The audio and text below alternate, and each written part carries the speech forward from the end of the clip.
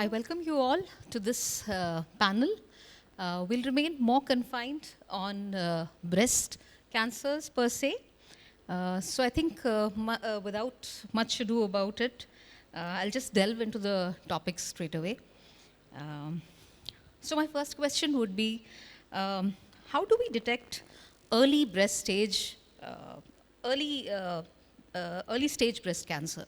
So how do we investigate, or what are the guidelines for a common man, for common population?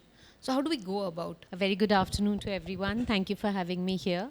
We are starting with the most pertinent question because breast cancer, even though it is one of those cancers in the body which has very high cure rates, sadly in India, we still see 80% or in excess of 80% patients presenting in late stages. So early detection, I think, yes, on one way we talk about AI and, advanced treatments. But in India, we are still at the bottom of the ladder, so to say, where we are still fighting to get our women to come to clinic early. So the breast, as I say, luckily or unluckily, is an external organ. And hopefully women see and touch it every day. And there is huge power in self-detection. Even in countries which have regular screening programs, a lot of women come to clinics after having had detected a lump, even though their mammogram a few months ago was normal. So the first thing is self-breast examination, and every girl, every woman should know how to self-check, should know what are the basic, simple symptoms of breast cancer, the commonest being a painless lump. Every day in clinic, and I'm sure Dr. Sab also hears that, we see women coming to clinic saying, I felt a lump, it did not hurt, I thought it was normal. And they wait till the lump is big and has spread. So the biggest message that needs to go out to women of my country, even in this century, is that if you feel a lump in your breast, it could be cancer, so please get an opinion from a doctor. So self-breast examination is the first tool. Getting yourself regularly examined by a clinician. Now in India, because we see a lot of young breast cancer, in the West, young breast cancer is only about 6% incidence. In India, it is in excess of 16%. So even if we start doing screening mammograms from the age of, say, 40 onwards, we will still miss a significant number of cancers because they're happening at a younger age. So I would advise, from the age of 35 onwards maybe, get at least a yearly self-check with a doctor so that you are also confident in how to self-examine and get yourself examined. Then from 40 onwards, guidelines are that we get an X-ray of the breast, which is called a mammogram. Now, I really want to give this information out here today that a mammogram should be done only at a specialized center with doctors who are specialized to read mammograms. Because if you get a mammogram done at a center where a small lump is missed, then in that case, that mammogram is more harmful because you will sit at home feeling reassured that my lump is not cancer. So that is why it's extremely important to get mammogram screening done only at centers which have a high volume of doing screening mammograms. Screening means that you're doing the test when you do not have a problem. So when you don't feel a lump in your breast, when you don't have any problem in the breast, and when we do a screening mammogram, cancers as small as sub-centimetric cancers, 5 millimeters, 6 millimeters, cancers in the pre-invasive stage, what we call ductal carcinoma in situ. So the mammogram may pick up certain features like calcifications and pick the cancer up early. So just to kind of summarize, self-examination from the age whenever breasts are fully developed, which could be 18, 19 onwards, so that it's a habit to do. Then a clinical checkup may be yearly from the age of 35 onwards, and from 40 onwards, screening mammogram. Here, even experts differ on what should be, the frequency of doing a screening mammogram. In the UK, they do it once every 3 years. In the US, it used to be yearly. Now they're recommending once every 2 years. But because in India, breast cancer peaks in the 4th and 5th decade, it's sensible to get a yearly mammogram from the age of 40 onwards till at least 55, and then take it on from there. And just one final thing, that if you have a strong family history of breast or ovarian cancer, kindly go and ask your doctor what is the ideal recommendation for screening mammograms. Would you just add upon that? I mean, it would just finish off the entire questioning, the second part to the whole thing.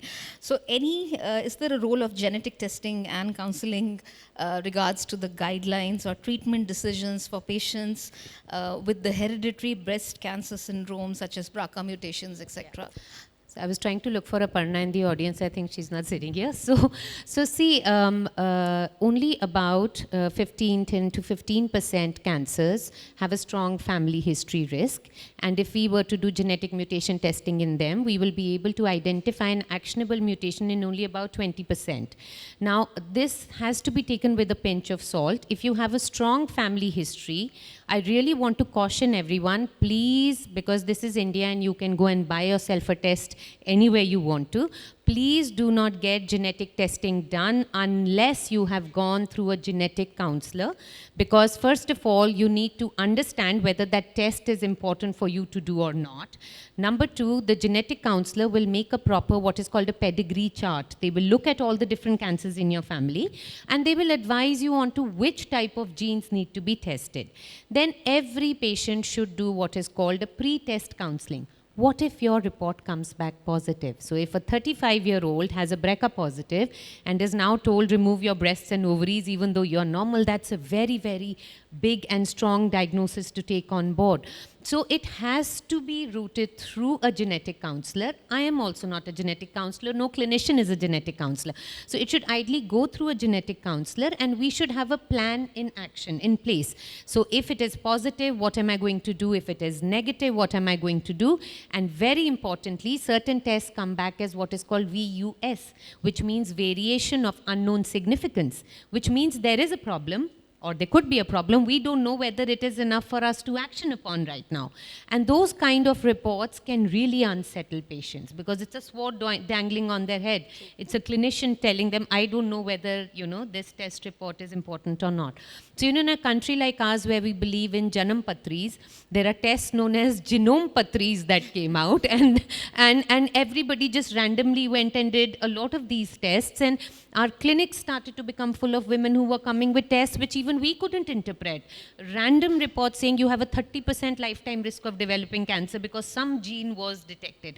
So this has to be done in a very, very sensible fashion, must be rooted through a specialist breast clinic, must be rooted through a genetic counselor. Plus, I think what the patient understands out of this information and whether wants to take it one step further or not, that also has to be very much... Absolutely. We have patients who have extremely strong family histories who refuse to get the test done. And there are those who we call the worried well, who want to do the test irrespective, even if it is not going to be of value to them, so... That was very informative. Thank you so much. Dr. Karishma, would you discuss the latest advancements in surgical techniques such as breast conservative surgery and sentinel lymph node biopsies, etc., and how would they impact the overall treatment decisions in this early stage? So, thank you, BW, for having me today. And you would call it a recent advancement, but breast conservation surgeries have been around for decades now. And even sentinel lymph node biopsy has been there for at least a decade, and we were doing even conservative axilla surgeries before that. So the first studies that started for breast conservation, or what is also known as lumpectomy, which means that you save the breast, remove only the lump with the margin, and address the axilla, which is the armpit nodes, started in the 70s. And now we have very good, robust data of 25 years of follow-up, which tells us that it is equivalent to having a whole breast removal, which is a mastectomy, as long as you also take radiation therapy along with it. In fact, we had some very exciting data that came out 2 years ago from Norway and Sweden, which told us that it may actually be better in early cancers to have a breast conservation rather than removing your entire breast. Now, honestly, a breast is an organ which is very personal to women. As a doctor, I can give you options and tell you whether you are a patient who can have a breast conservation, or in some patients when we have more than one tumor or calcifications which are pre-cancer sort of dots that are seen on a mammogram, which are widespread, and you may need a mastectomy. So there are some patients who are conservable and some patients in whom mastectomy is the way to go. But in those conservation patients also, we always give that choice to the patient. In every patient, in every decision we make, we always ask the patient, what do you want? And then come to a decision which is a shared patient-doctor decision, because what are her treatment goals, what are my treatment goals, and we come to something that we can both mutually agree on. So as I said, breast conservation surgery saves the breast by removing the lump with a margin and also doing the axillary surgery. Now what this does is, obviously you save the breast, but it has very long-term effects on body image, on confidence, on self-esteem, on sexual well-being. And these need to come to the forefront, especially so because women with breast cancer with the newer treatments, whether it's immunotherapy or the advancements in chemotherapy and very good radiation machines and techniques, are living longer and are living good lives. So it is very important to focus on these survivorship issues and discuss them and keep them in mind. The other thing that we are talking about is sentinel lymph node biopsy, and that basically means that when breast cancer spreads, the first place where it spreads using the lymphatics is to the axillary lymph node or the regional lymph nodes. And when we do a breast surgery, whether it is a mastectomy or a breast conservation surgery, we always address the axilla, we stage the axilla, which is that we pick up a few nodes as biopsy to see has the cancer spread to the armpit nodes. If it has spread to the armpit nodes, sometimes we may choose to clear all the nodes from that area to reduce chances of recurrence in that area. Now, how do we know which are the most important nodes to pick up? So we have some dyes and we have some radiocolloids which are given in the nuclear medicine department. They are injected in the breast, and during surgery, just before, 5 to 10 minutes before, we also give a dye in the breast, and then we open up a small incision in the armpit to see which are the nodes which have picked up these radiocolloids and these dyes. So we look for these blue or green nodes. We look for what are known as hot nodes, which are the radioactive nodes, and we take that out and we check it during the surgery. What this does is, earlier we used to remove all the nodes, all the fat from that, and it used to cause a lot of side effects: shoulder mobility, shoulder pain, something known as lymphedema, which is a collection of lymph fluid under the skin. It used to make the arms, swelling in the arms, the skin changes, there was fibrosis.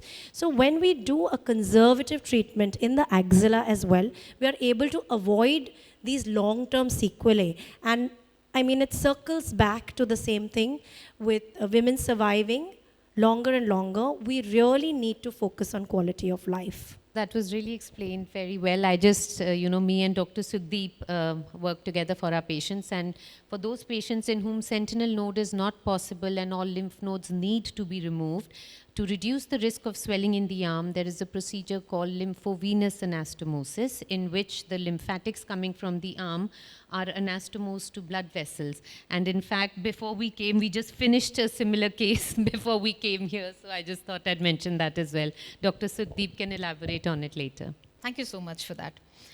So I think, Dr. Sukhdeep, having you here, we'll straight away move on to the next question. So how does, can you explain where exactly does this reconstruction fit into the whole paradigm of this management of breast cancer? First of all, thank you to the organizers for including reconstruction as a topic for discussion. I think this is something which is generally not discussed or talked about enough. So, You can take this one.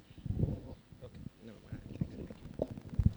So one of my professors used to say that breasts are life for a child, pride for a woman, passion for a man, and an enigma for the surgeons. So I think when a woman undergoes a mastectomy, so a very big symbol of the femininity has been taken away. It has a psychological impact, it has a social impact. They don't feel comfortable wearing certain type of clothing. Their daily activities may be limited. So what reconstruction does is, it tries to restore that. So you try and create what has been taken away so that the women can have the confidence to go out, do what they want to do, what they were doing earlier, and restore the body image that was there earlier. I think another part, as Dr. Kanchan mentioned, reconstruction is generally considered to be just reconstruction of the breast mount.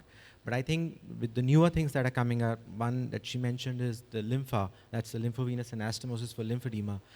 Another is if you have an established lymphedema because of the breast cancer treatment, there are ways and means to address that. So I think that's how this is an important part of the management, which unfortunately is not made aware to the patients.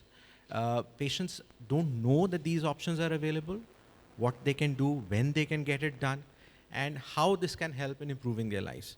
So in that respect, I think when a patient is detected with breast cancer, the first point of contact is either the oncosurgeon or the breast surgeon or the oncologist. They don't come to a plastic surgeon that, okay, I want a reconstruction. So that information needs to go out to the patients at the first point of contact. I think that is very important. And that's how their lives, and as someone mentioned, it's not about how many years you live after you're diagnosed, it's about the life that you're going to have after that. So that's where reconstruction comes in. So could you just briefly touch upon like what are the options of reconstruction that we have? Yeah. So broadly, you can categorize them into two parts. First is the autologous, that is you're using your own body's tissue to reconstruct the breast mount. Second is an implant based. So in autologous, you have flaps, which is you take out the tissue from either the abdomen or the back or from somewhere, and you bring it into the area where your breast is and create the breast mount. Now, either it could be a pedicle flap where you do not detach the blood supply of the tissue that you're bringing in, or it could be a microsurgical reconstruction where you've taken the piece of tissue with its blood vessels or the blood supply, and then you restore the blood supply over the chest where you create the breast mount. That is one part. Second is the implant based. Now, in implant based, depending on whether the patient is going to require radiation or not, you can either first put in what is called as an expander, which is basically a silicone balloon. You gradually inflate it and create the space, and finally you replace that expander or the balloon with a breast implant, a silicone breast implant. So that's another way of reconstruction. And as I mentioned earlier, third, which is not normally considered as a reconstruction, but should be mentioned, is taking care of lymphedema. A preventive approach where once you've done an axillary dissection, you join the lymph vessels to the blood vessels so that you provide an alternative pathway to the lymph fluid and treatment of the established lymphedema. Yeah, thank you. Thanks for that. So I think, Dr. Kanchan, I would extend this question to you. So what do you think, how can this, as reconstruction, how can we integrate these services, and how can this be made more available to the less needy, to the less or the deprived? As patients are becoming more aware, as women are becoming more and more confident, initially what used to happen, but sadly still happens a lot of times, it's not the woman who is the patient who is taking the decision. She is generally sometimes the last person to talk to the treating doctor. She's hidden behind, not just her own relatives, but also neighbors and neighbors' relatives. So we go to that extent. So I think this conversation about cancer diagnosis and treatment options has to be a two-way communication between the doctor and the patient, and only the patient. I even tell the patient's husband or the patient's kids that this is not a decision for you to take. She has to live with her body. She has to decide whether she's comfortable or not. So I think any good breast unit now in the country has good reconstruction options available. But we have two major challenges. One, definitely, now we come from private hospitals, the cost. And I know at least 7 out of 10 patients don't get reconstruction done because of the cost issue. And a very sad thing in India, which is quite strange also, is that if you do primary reconstruction, the insurance company covers it. But if the patient decides, let me complete all my treatments and I want to come back a year later to do the reconstruction, at that time the insurance company puts it purely under cosmetic and will not cover it. So, I think that really needs to change, and we need to make a noise about that, because a lot of patients do have insurance now, But because they're coming out of chemo and are going to undergo major surgery, they have to have radiation 3 weeks post the surgery. A lot of women at that time are not up to getting a reconstructive procedure done. So I think that narrative around, the insurance companies paying for reconstruction even at a later date, if that happens, I know so many more women would opt for it. Which is unlike what happens in the West. Yeah, which is It gets completely covered unlike, completely, yeah. even after a year or Yes, so. absolutely. Because the procedure is still the same. It is still reconstruction. It is not cosmetic. It is reconstructing. You're making the new organ again. So, and the second challenge that we face is relatives and well-wishers. So patients go home fully convinced they want the reconstruction done, and then they hear some random story of somebody telling them don't do it, and they come back and they say they don't want to do it.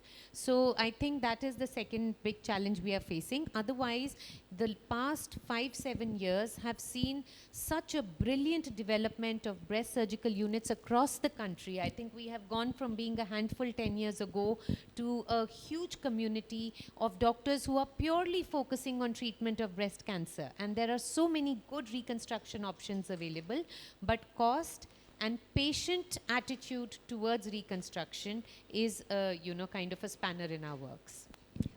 Dr. Let me Sukhdeep, add. you would like to add upon that? Yeah. So as you mentioned, in the US, there is a law. As per that law, the insurance companies are mandated to address breast reconstruction, and not just that, even the symmetrization procedures on the opposite breast. They have to honor those claims. And regarding the access to care, I think there's another aspect to it. Now, a lot of mastectomies happen in smaller centers. So, of course, we are in a metro city where we have good hospitals, where we have a integrated team, we have the reconstruction. But a lot of mastectomies can happen in standalone centers, small setups, where reconstruction may be difficult. So, I think capacity building to get the reconstruction reach the people in smaller towns, smaller cities, not so affording patients. So that's where capacity building is important. Secondly, as financial aspect is there, I think a lot of these schemes, the central government schemes, they don't cover all aspects of reconstruction, like CGHS, ECHS. I think a few weeks back, we had a patient, a CGHS patient, where we had to do this lympha. There was no code for lympha. So first we had to get a code mapped, get the permission, and then do it. So, and another aspect, I think a lot of NGOs fund breast cancer treatment. So they should also look at funding reconstructions. Exactly. So it's just limited to the mastectomy, but reconstruction generally overlooked. Yeah, but the problem is nobody gives funds to NGOs, am I right? Very few people contribute to NGOs. So when I was in the West, I remember every person used to have one favorite NGO or one favored NGO to which they would donate a little. So we'll give lakhs in our mandirs and gurdwaras, but we won't give to NGOs that are working towards, So I think that is also something that really needs to change. So, Dr. Harsha, I think I would come to you. What do you think are the challenges a breast cancer survivor may be faced with after the treatment or ongoing treatment? And are they prone for certain syndromes more? And how do you, first of all, address right from the beginning that breaking the news to the patient, and thereafter going through the treatment, and then following the treatment, what are the challenges that they may be posed with? Thank you so much for the question, ma'am. First of all, I would like to thank you, VW, for having me here and addressing the psychological and psychosocial concerns, which is one of the most important part. We have been hearing since morning about all the psychological aspects. Everybody is talking about it. So yes, when we are talking about psychological aspects, it does start from the very first step a patient or a caregiver steps into a oncological setup, even if they are coming for a opinion or for the, let's say, testing purpose, because there are so much myths around this disease and the complete trajectory as well, that if we are diagnosed with, then what? Because nobody, even till date, deals with cancer as a treatable disease or can be treated if diagnosed at the right time. They still consider cancer is equals to death, whether it's a breast cancer or any cancer. And when it is about a women, and majorly in Asian women or Indian women per se, I would say we do not want to prioritize ourselves first. We want to prioritize everybody on Mother Earth other than us. We don't want to look at ourselves. So when we are talking about breaking the diagnosis, so it has to be done in a very standardized manner, which as a psychologist we have spikes per se, but even when we are doing it in a clinical setting, we must have patient to be there so that a informed and a shared decision making can be done. Just like ma'am said that we must inform to the patient. Patient should have a say in it. Patient should be able to decide for themselves that what do they want for themselves as a treatment. Just like we have in genetic testing also, that whether we should go for the genetic testing or not, whether we are eligible for the genetic testing or not, because there are a lot of things available on internet which are there but may not be applicable to us as a patient. So we must consider that as well, that every information is not the right information which we must have. So we, this Dr. Google, I say, usually should not be referred before the oncologist or your primary treating team, and should not confirm or reassure the information which you are getting from doctor with Dr. Google. It would be rather preferred to consider another doctor or an oncologist than Dr. Google, because it is providing very generalized information which is not applicable on everybody. And if it is, just for an example, siblings, we are not having same likes and dislikes. We are not having same kind of thought process. Then how are we similar to the person mentioned on Dr. Google, let's say? We can have similarities, but we can have dissimilarities as well. But we do not consider dissimilarity, because I particularly am looking for negative information to associate myself with. Because of the stigma attached, cancer is equals to death. So to destigmatize the disease, one, a proper psychoeducation has to be done with the patient. Patient must be informed about why you are getting tested, what are your symptoms. For these symptoms, we are looking out for cancer as well. If you are diagnosed with cancer, then what can be the next steps? Post the diagnosis is done, let's say, then this is the diagnosis has to be told to the patient with the primary caregiver, and an informed decision like this is your current status and what we can look out for, as in what are the line of treatment you can get. These are the options you can choose out for. It is not a mandatory that you have to choose this only. For example, when a patient is coming positive with, let's say, genetic testing BRCA1, BRCA2, they have good treatment options with prophylactic surgeries and with chemotherapy and with targeted and immune therapies. So they have got good options that what they can choose out for.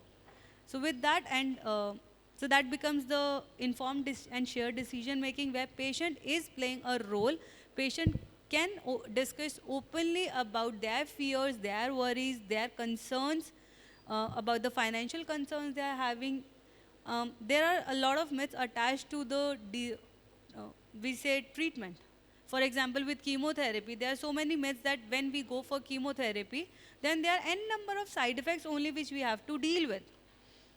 But we can deal them in the right manner, and they are not going to harm us more, because if we'll see the chemotherapy or the treatment is our need, it is not been forced onto us. So if something is my need, I need to get it done with all the positives in me. If I myself is going to apprehend about I am going to get the chemotherapy done and I will be suffering, then certainly, because my brain has generated those signals to my body, I am going to suffer. These are the psychosocial We've been talking effects. about shared decision making has the most important role and the most pertinent in deciding how the treatment line is going to go. I wanted to ask you a few of these questions which almost everybody has in their minds. How often do you see this post-traumatic stress disorder? Do you see this quite, what is the incidence? Do you really feel that it's quite high, or do we just talk about it or read about it? It is high. So almost I would say 8 out of 10 are having this PTSD, even after diagnosis only, And there is a very huge fear of recurrence also in the survivors. So when we are talking about survivorship, the fear of recurrence is way too huge. At times it is that huge that a survivor to whom I call warriors, they don't even want to go for their testings. But if we are going for get the testing done, I may get some positive signs for the recurrence. So I don't want to even go for testings. So yes, fear of recurrence is very high. 8 out of 10 survivors do have this PTSD, and even after the breaking of the news that they are going to get into the treatment with cancer, they do suffer. And not only PTSD, clinically we have depression as well. If we'll see, otherwise to diagnose depression, let's say MDD, we need to wait for at least 6 to 8 months with persistent symptoms. But with oncology, I have seen patients showing symptoms of MDD, which is mood disorder basically, pervasive mood disorder. They are showing exact symptoms and the medications are working on them even within a week of diagnosis. Okay. So it does happen. Dr. Kanchan, I wanted to know, in fact, it's a common question amongst anybody who is having the fear in the first place, and second, having been diagnosed or going through the treatments, parenthood, conception. How are these factors, or how are these going to be dealt by anybody? What would your advice be for anybody who has these kind of thoughts? So, as I said, that India sadly sees a very high number of young breast cancer patients, and girls nowadays, because of career choices, are pushing motherhood to later and later age, of their life. We do pick up girls in their 20s and 30s whose families are still not complete. And treatment for breast cancer, like chemotherapy, may shut down the ovaries. And if you have hormone-sensitive tumor, we are going to make you, postmenopausal to reduce the risk of disease coming back.